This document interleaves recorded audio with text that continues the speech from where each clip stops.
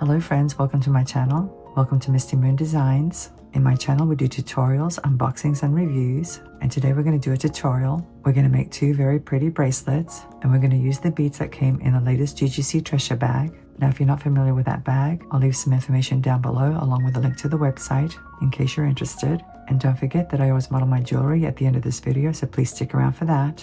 If you like the color purple, you're going to love these two beautiful bracelets. One of them features a beautiful sunflower focal bead, along with some shell disc beads, amethyst rounds, and gold accents. The other one is a stretch bracelet with similar beads in a different configuration, and they're both very easy to make. So if you like easy projects, sparkly beads, and the color purple, you're going to love this tutorial. And I can't wait to show you how to make these, so let's go ahead and get started.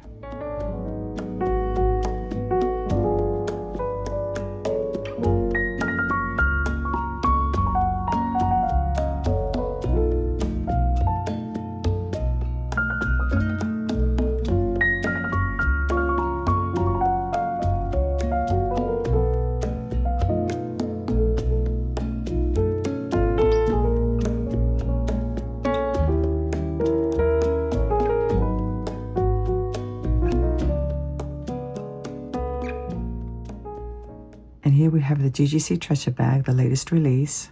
Each month I launch two bags, two different colorways. This one's called Amethyst Accents, and it's not a subscription, it's a limited edition bag, which means that they sell out quickly. So by the time you see this video, it'll be sold out, unfortunately. The nice thing about the GGC Treasure Bags is they come with very long strands, so you're going to get lots and lots of beads. And the colors are always very nicely curated, which makes it super easy to design coordinating pieces. And because there are so many beads, you can make tons of necklaces, bracelets, and earrings to match. One of the beads that inspired today's project was this gorgeous sunflower bead. And I also fell in love with the shell disc beads, so of course I had to find a way to incorporate them. And I always love a little bit of sparkle, so these cube beads were perfect for that, as well as the larger rondelles. Now I did not do a full unboxing video for this, but I did briefly go over the contents of this bag in my previous tutorial, so I'll link that down below as well in case you want to see it.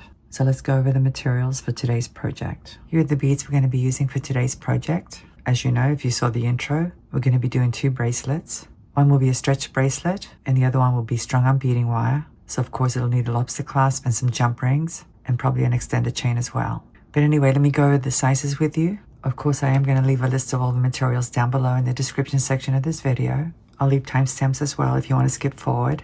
These are faceted crystal cube beads. They measure 4 millimeters across and the color is pink. And here we have a very beautiful sunflower bead. It measures 15 by 9 millimeters and the color is orchid, and it is electroplated. And here we have some electroplated glass rondelle beads. They measure 10 by 8 millimeters and the color is purple. It's actually listed as purple flash because you see a little flash of purple when you turn the bead around. And here we have some more electroplated glass rondelles. They're half purple and half gold, and they measure 8 by 6 millimeters. And here we have a strand of dyed amethyst beads. They measure 4 millimeters across. And I know you can't see it because the lighting isn't good, but they are purple. I'm sure you were able to see that in the intro video. You can see the purple color a lot more in the sunshine. And here we have a strand of dyed freshwater shell beads. They're actually disc beads, and they measure 6 millimeters across. But they're kind of irregular, so some of them are smaller than others, and some are thinner than others as well. So they're very organic, which I really like. I am going to try to select the ones that are thicker though, because some of them are pretty thin. And the reason I have these on the strand is because it's going to make it easier to offload them onto my bead arranging rods, which I'm going to show you in just a few moments. But whether you're using bead arranging rods or beading wire, it's a good idea to have disc beads like this on the strand until you're ready to string them. Of course, it's not always possible. So let me show you my bead arranging rods. Here they are. They're called magic rods. I carry them in my Etsy store, and these measure 12 inches in length. I used to carry two sizes, but I discontinued the shorter size because this one was more popular, and it just became too tedious and too expensive to have the other ones custom cut. It's much cheaper for me to have one size custom cut. But anyway, these come in real handy for arranging bead patterns, and what's so cool about them is that they have these little stoppers on the ends, so that once you have your bead patterns arranged, you can bring them in close by bringing the stoppers in, and that way you can get an accurate measurement. Now, of course, you could use a beading tray or beading wire, but a beading tray doesn't hold disc beads like these upright, and you may not get an accurate measurement. Another thing about these is that they're made out of tempered steel, so they hold their shape, and they are pretty thin, so you can actually load seed beads alongside larger beads as well, which is something you can't do on a beading tray. But anyway, I'll leave a link to my Etsy store down below if you're interested in these rods. So let me start by using one. I'm going to remove the stopper.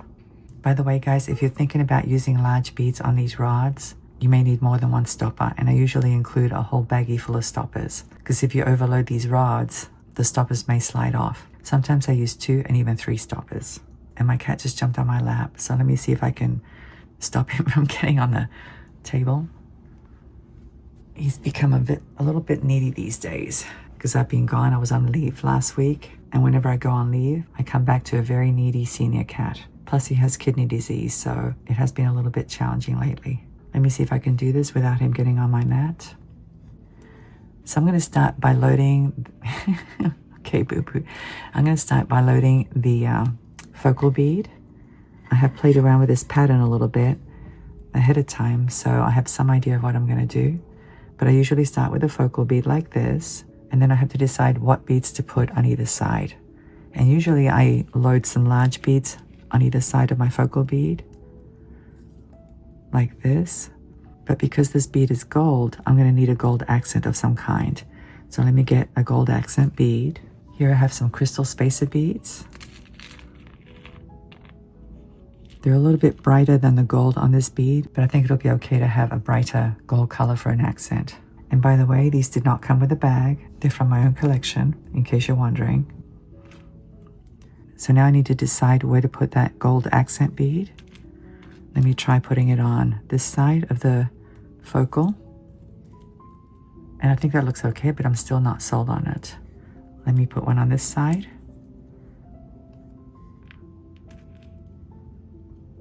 I'm going through these steps, guys, to show you my design process.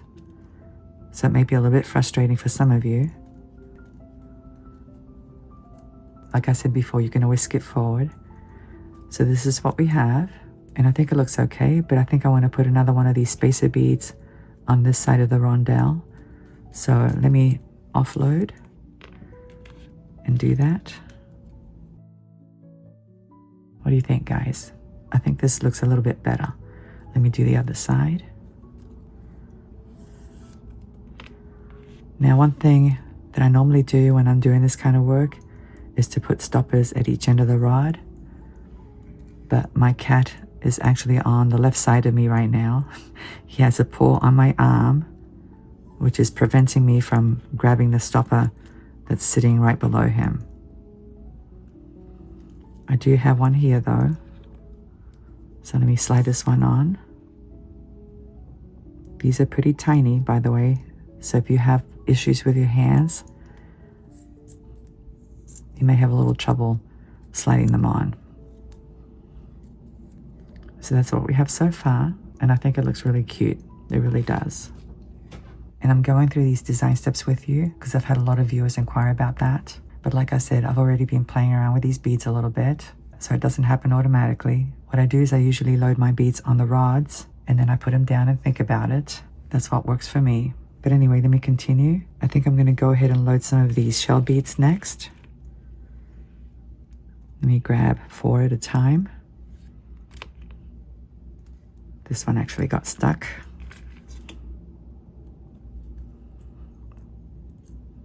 I like to take them right off the strand to make it easier. So now I need to decide whether I want more disc beads, and I think I do. Let me try another 3 for a total of 7.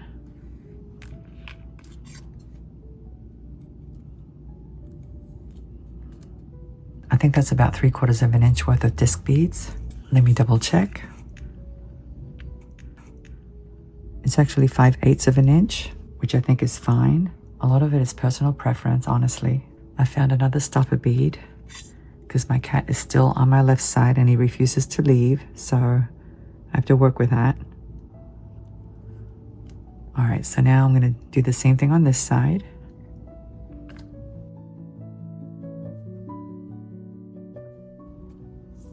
So that's what we have so far. I'm telling you, he has been so needy, it's ridiculous. It's been really difficult for me to get anything done. But I'm trying to accommodate because I know I don't have much time left with him. He's already 18 years old, so I'm willing to tolerate pretty much anything right now. He's a sweetheart though, he really is. He's my best friend. So anyway, now I need to decide what to do next, and I'm thinking about doing another accent of some sort. Maybe I'll switch to the cube beads this time, these right here. And I do want to use one of these gold accent beads on either side, because I like to continue a little bit of the pattern, if that makes any sense. So in other words, if I have 2 accent beads on this one here, then I want 2 accent beads on the cube as well. What do you think, guys? I think it looks really good. Let me add a stopper bead. And I'll do the same thing on this side.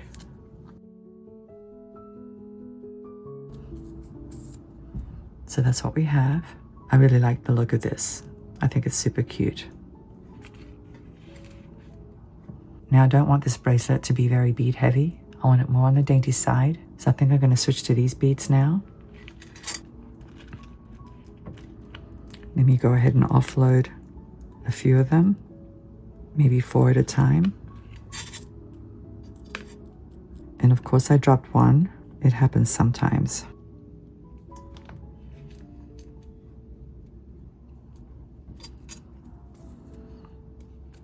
And Boo Boo left a little gift for me, a little hair. I don't know if you guys can see it. What can I say? When you have cats, that's one of the things you have to deal with. So I think what I'll do is finish the rest of the bracelet with these beads. So let me slide some more on and then I'll measure it.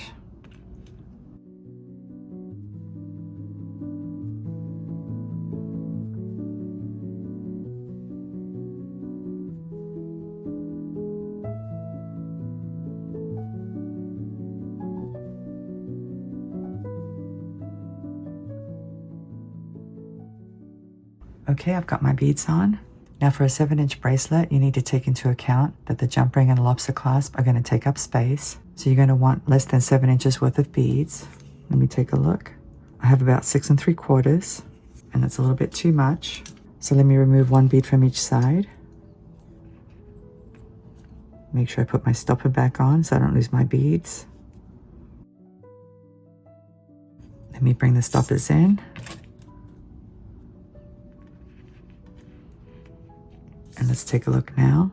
It's about 6 1/2 inches.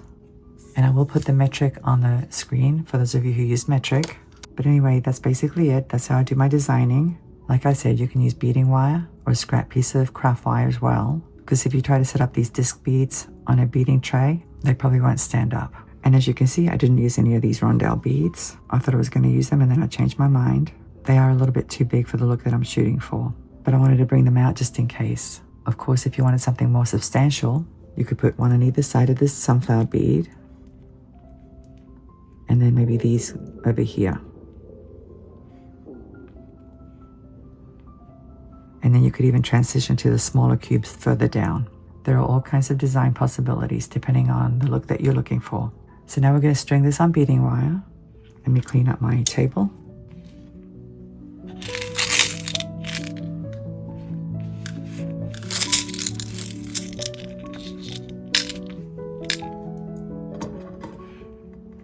I'm going to use 49 strand beading wire, and don't you love it when they put the sticker right on top of the label?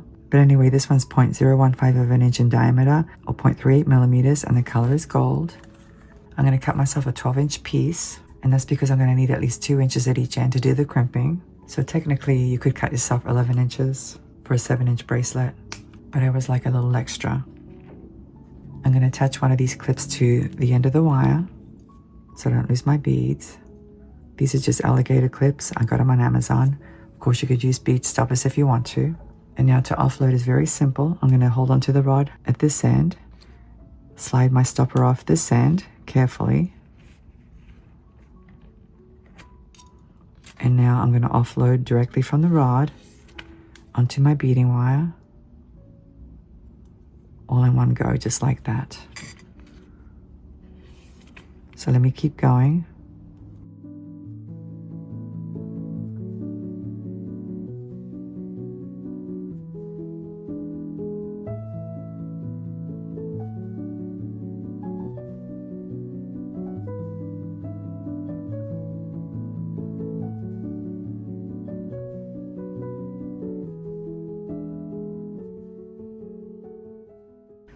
Okay, I've strung on all the beads, and as I was doing it, I noticed this very thin shell bead, so I thought I would replace it with something a little thicker.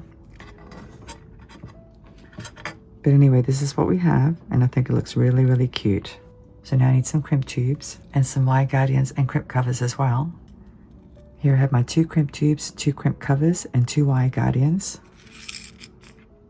Here I have some crimping pliers. These are by Xuron, and I'm going to use these to crimp the crimp tube and fold it over. To close the crimp cover, I'm going to use these. These are also crimping pliers.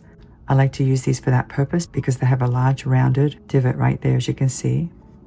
And of course, I have to admit that I don't like crimping. It's not my favorite thing. And I don't know why that is, because I usually do okay. I guess I just don't like attaching the wire guardians and the crimp covers. By the way, these crimp covers are corrugated, which means that when you close them, you don't see the seam as much. Plus they're 14 karat gold plated as well. So let's go ahead and start. I'm going to slide on a crimp tube. And now a wire guardian. I'm going to go in one end. Like this. And now I'm going to go down the other end.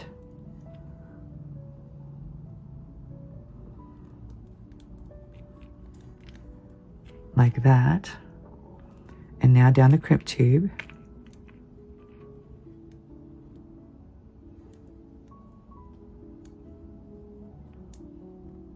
Like this. And now through a couple of beads.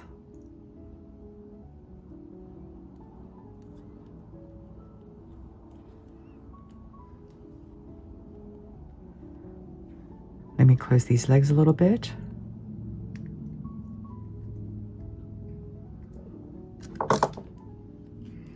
You do want to separate that beading wire as best as you can. And now using the first notch, that's the notch that creates the U shape, I'm going to place the tube right in there. Make sure the wire guardian is not in the way. And I'm going to go ahead and squeeze. And that creates the U shape, as you can see. And now let me turn it sideways. And my cat's back. I'm going to place the tube inside the second notch. Let me just do it and then I'll show you. Like this. And now I'm going to squeeze, and that folds the crimp tube over. And I usually use the tip to tighten it up a little bit. So that's what we have. Let me slide the beads down. I'm going to place my clip down here to keep the beads in place. And now let me attach a crimp cover.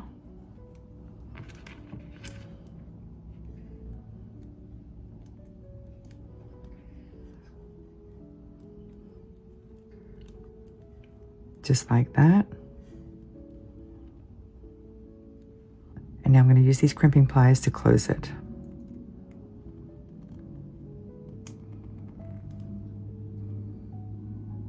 You do want to do it slowly and carefully so you don't dent your metal.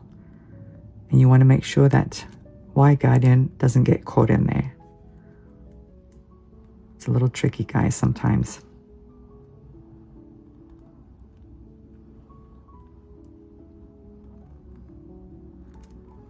I usually go around the whole thing to get a nice round shape.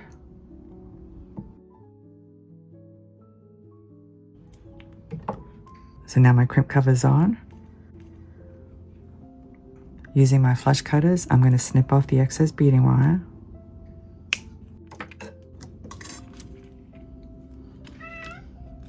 Make sure there are no spaces. And you want to make sure that it's fluid as well. You don't want it real stiff or real tight. So now let me go ahead and slide on a crimp tube at this end.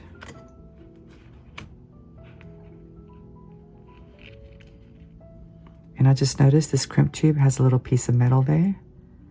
I don't know if you guys can see that.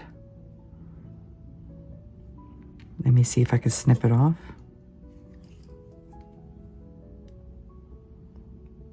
There we go. And now my wire guardian. Going in one end. And now down the other end.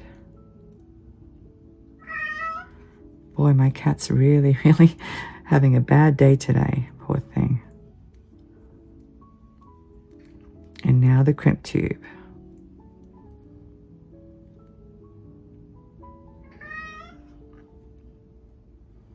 And a couple of beads. I know my nails are in the way, I apologize, but hopefully you can see what I'm doing.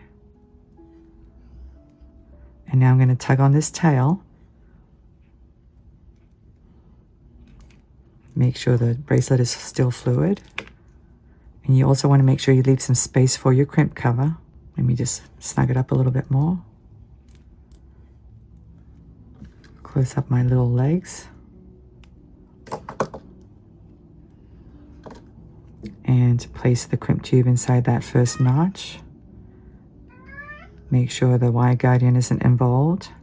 Squeeze. Turn it sideways. Place it inside the second notch. That's my favorite one. And now tighten it up a little. So there we go. Snip off the excess beading wire.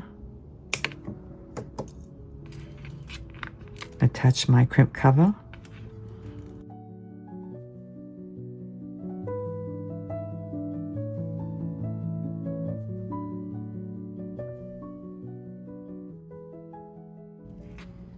And my cat's back.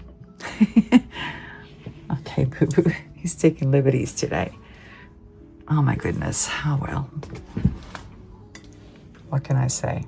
He's been having a few rough days lately. So there's my bracelet, and now I just need to add a clasp. Here's a clasp. This one's 14 karat gold plated as well.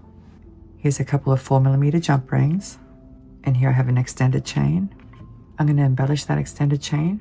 I have one of the 4mm amethyst beads on a ball head pin. And I believe this ball head pin is 14 karat gold plated as well. I'm going to grab it with my round nose pliers like this, bend it, switch to this part of the pliers, wrap the tail around the nose of the pliers, flip my pliers around, continue to wrap to the back. I'm going to open up this loop, slide my extended chain into it, like this. I'm going to grab the loop with my crimping pliers. I like to use these for this purpose because they have skinny tips and they grab really well. And now with these pliers, I'm going to grab the tail and I'm going to do a couple of wraps.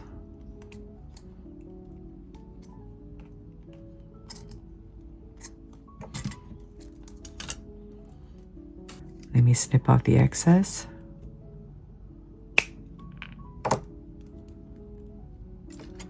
Tuck in that little end.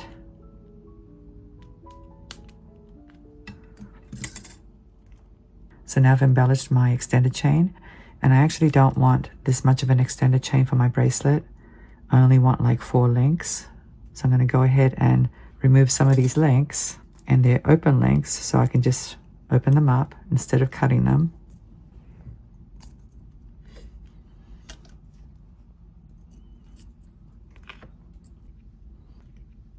So let me go ahead and open up one of these jump rings now.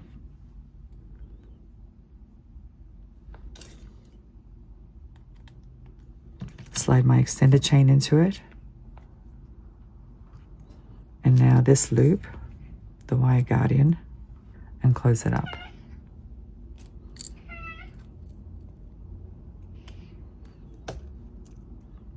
I like to flatten my jump rings to make sure they're closed properly. Let me open this one up now.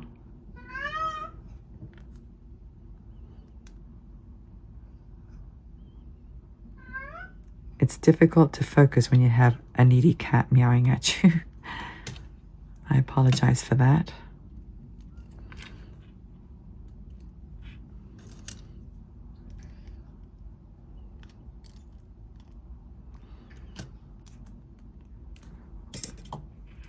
So now my bracelet is finished.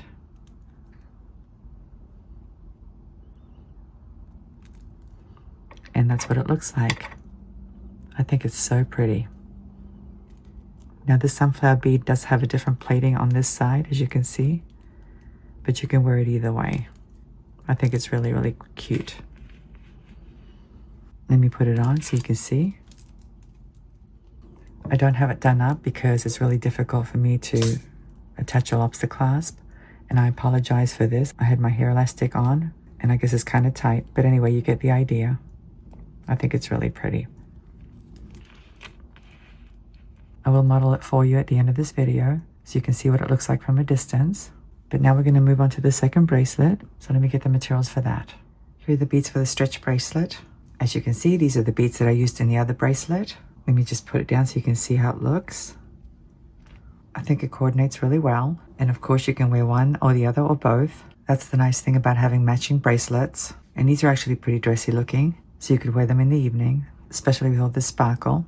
Now I lucked out because when I was designing this one, it turned out that this configuration measures exactly 7 inches. So I was pretty happy about that. And these bracelets are actually not for me because my wrist is actually smaller than that. I'm making these for a friend. But when you're designing your bracelet and you can't get the exact length, what you can do is add a focal bead or an accent bead. For example, if I wanted this one to be a little bit longer, I could add one of these beads at the end like this instead of that cube bead. I hope that makes sense. And you can actually add more than one. You can add 2 or 3 if you want to. If I were to make this for myself, what I would do is remove these 2 spacer beads, the cube and the 3 amethyst beads, and use one of these instead of that one there. And that would give me about 6 1/4 inches. But anyway, there's all kinds of ways to do it. Another thing you need to remember is that in order to have a continuation of the pattern, this end of the bracelet is going to be a little bit different than this end. Because as you can see, you want the pattern to continue with the cube beads and the spacer beads once the bracelet is tied off. I know most of you who are experienced already know that, but that was a mistake I remember making way back when I first started. I wasn't paying attention to that, and it's a mistake that happens a lot when you're first starting out. So anyway, now we're going to string those beads, and I'm going to use some stretch cord. I found this on Amazon a while ago, and I don't know how to pronounce that. I think it's pronounced 5-0 or 5I0, I'm not sure. But what I like about these is that they come in all different diameters. As you can see, we have 0.4, 0.5, 6, 7, 8, and 1 millimeter. And it's pretty strong stretch cord as well. I haven't had any problems with it. Another thing I want to show you is that it came with a big eye needle, and this big eye needle is very, very long. I don't think I've ever seen one as long as this. But this comes in handy because you can slide your stretch cord through the big eye to make it easier to string your beads. I've cut myself a 14-inch piece, and this is 0.6 millimeter. I don't want it too thick because I don't like the knots to be really big.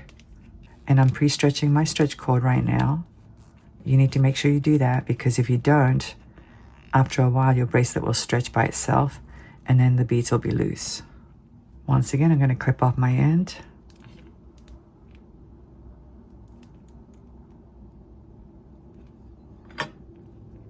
And I'm going to slide my stretch cord through this big eye needle. Sometimes it's difficult to open it up.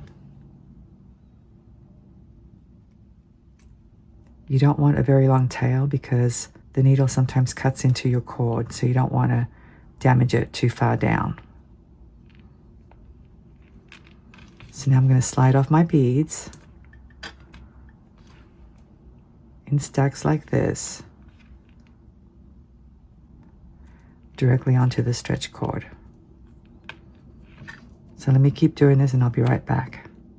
Okay, my beads are strung on, and now I have some lovely sunshine coming through the windows. I love that. It gets me in a really good mood. And my cat's actually taking a nap, so hopefully he won't wake up and video bomb again like he did last time. But anyway, now we're going to knot off the bracelet.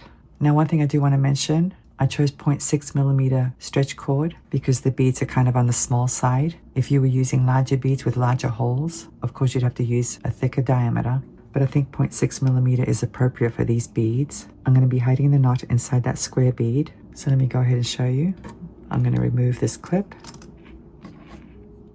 I'll try to go slow if I can. Sometimes when my cat's around, I get kind of nervous because I think he's going to jump on the table.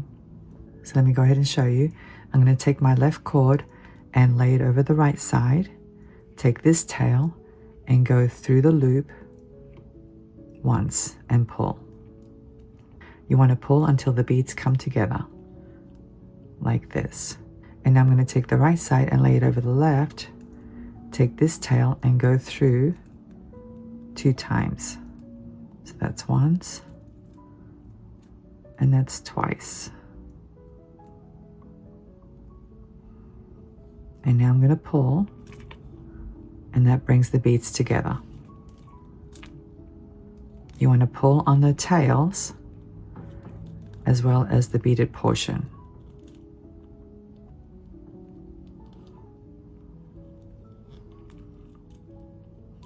Because you want that knot to be nice and small. And we're going to do that one more time, but this time I'm going to take the right side, lay it over the left, and go through the loop 2 times.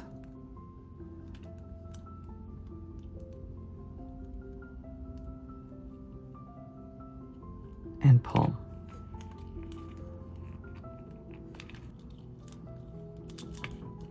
And again, you want to pull on the tails as well as the beaded portion. And that should be good enough. So now we're going to apply some glue to that knot. I'm going to use some GS Hypo Cement.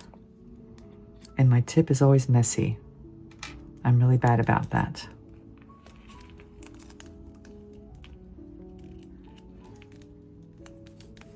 Now you don't need very much, just a little dab on that knot. Let me put it on this side as well.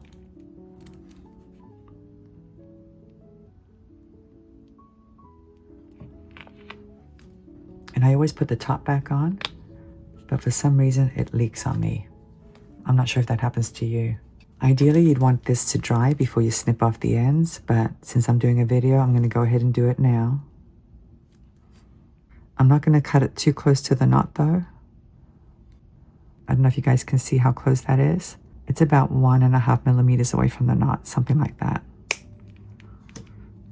And now I'm going to slide the knot into my cube.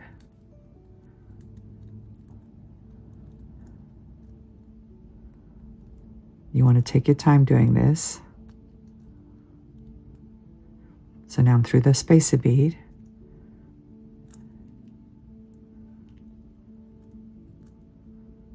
And let's see if it'll go through the cube bead. And it doesn't look like it's going to go through the cube bead for some reason, so I'm just going to leave it like that inside that spacer bead. I think that should be okay. So there's my bracelet. It's so pretty. I really like it. And here's what it looks like on. I love these colors. So we have this one. And we also have this one. And look how they sparkle in the sunshine. I think they're so pretty. Now, because these disc beads are irregular, the bracelet may not sit perfectly round when it's on a surface like this, but once it's on your wrist, it'll look just fine. So anyway, guys, I hope you enjoyed today's tutorial. I'm going to go ahead and model these for you so you can see how they look from a distance. So please stick around for that. Thank you so much for watching. I'm looking forward to seeing you again. Have a great day, and I'll see you next time. Bye.